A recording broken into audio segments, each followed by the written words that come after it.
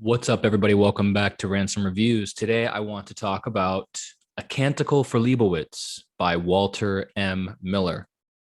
This is considered a bit of a science fiction classic, and yet seems like a lot of people aren't familiar with it. I wasn't familiar with it, certainly, before I discovered it about 6 months ago.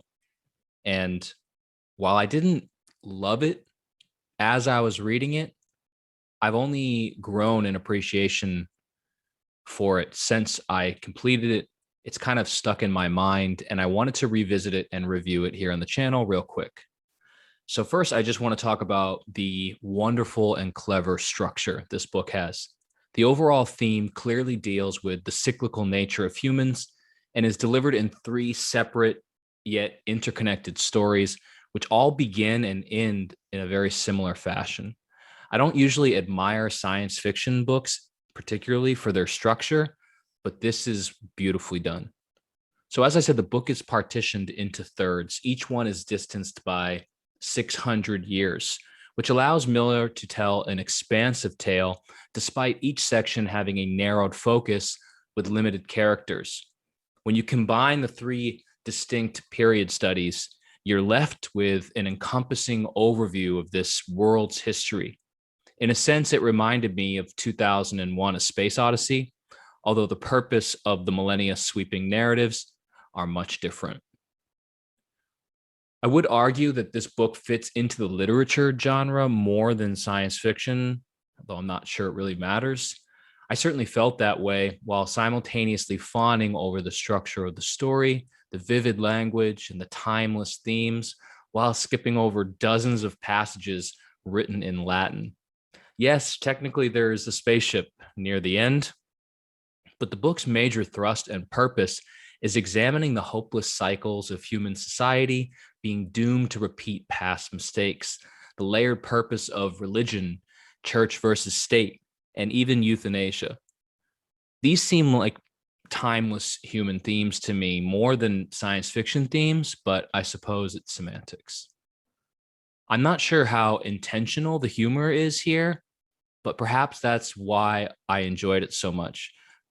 Miller doesn't let the seriousness of crawling back from the brink of nuclear destruction prevent him from poking fun at the English language as his character wrestles with interpreting a triple appositive. At times, the novice found pre-deluge English more perplexing than either intermediate angelology or St. Leslie's theological calculus. There are also some really cool religious exchanges that were very humorous. In particular, early in the book, our pleasantly simple protagonist engages in a confession with his superior. He's not quite sure what he's done wrong and is bumbling along with his explanation when his superior grumbles, "Well, make up your mind. Either accuse yourself or else not." Later on, again in search of a confessor, he receives this advice: "How about the Grand Penitentiary then? He'll not only absolve you if you're repentant, he'll even hit you over the head with a rod in the bargain." Miller's mirthful dialogue and descriptions are among the best elements in this book. Now, you'd think a book about the post-apocalyptic rebuilding of the world that ends with another impending apocalypse would be grim and depressing, but Miller somehow delivers the story in an ebullient fashion. I just love how he writes. Instead of saying it's about to rain, Miller writes, "A sky herd of cumulus clouds on their way to bestow moist blessings on the mountains after cruelly deceiving the parched desert began blotting out the sun and trailing dark shadow shapes across the blistered land below." Instead of saying Brother Francis was going to get his donkey stolen, Miller writes, "Before the inevitable band of robbers relieved him of his ass." When searching for a metaphor to describe fear as a natural occurrence, and this is probably my favorite quote from the book, Miller writes, "Steel screams when it's forged. It gasps when it's quenched. It creaks when it goes under load. I think even steel is scared, son." However, I didn't find that tone consistently in the third story. This was by far my biggest weakness and concern that I had with the book as I was reading. I found the protagonist in the third section to be a bit aggravating, and I felt that the clever and subtle humor that propelled much of this book was absent. I can see why this book is such an esteemed classic. It has an almost ineffable weight that isn't often found in science fiction. While the final third and copious Latin phrases prevented the status of masterpiece for me, I did enjoy the book tremendously and would encourage anyone curious to take the plunge. As I find the 5-star system limiting, I like to use my own subjective rating system, SLICE, for story, language, ideas, characters, and enjoyment on a 10-point scale, with enjoyment given a double weight. So let's take a slice of A Canticle for Leibowitz by Walter M. Miller. For story, I gave it an 8. I don't think it's the best thing about this book, but the structure of the story is amazing, and you really get more appreciation for it as you continue on. For language, I gave it a 10.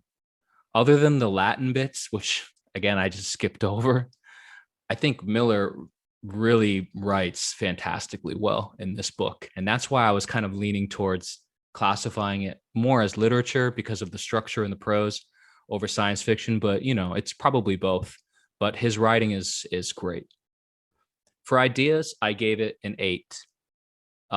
You know, nothing earth-shattering here for the ideas, but they're pretty timeless themes on, you know, human destruction and how we don't seem to learn from our past mistakes. And I think it's definitely stuff worth reading. For characters, I gave it an 8. I really enjoyed the protagonist in the first 2 slices of this book, and the third one, not so much. And for enjoyment, I also gave it an 8. Again, this is very similar to characters. The score just got brought down a little bit because of the final third, which was my least favorite part of the book. So that gives it an overall score of 8.3, which is a 5-star book for me. Again, many people consider this to be a masterpiece. I'm not sure if I'd go quite that far, but it's a great book, and I think it definitely stands the test of time. And I think it's a bit of an underappreciated classic also.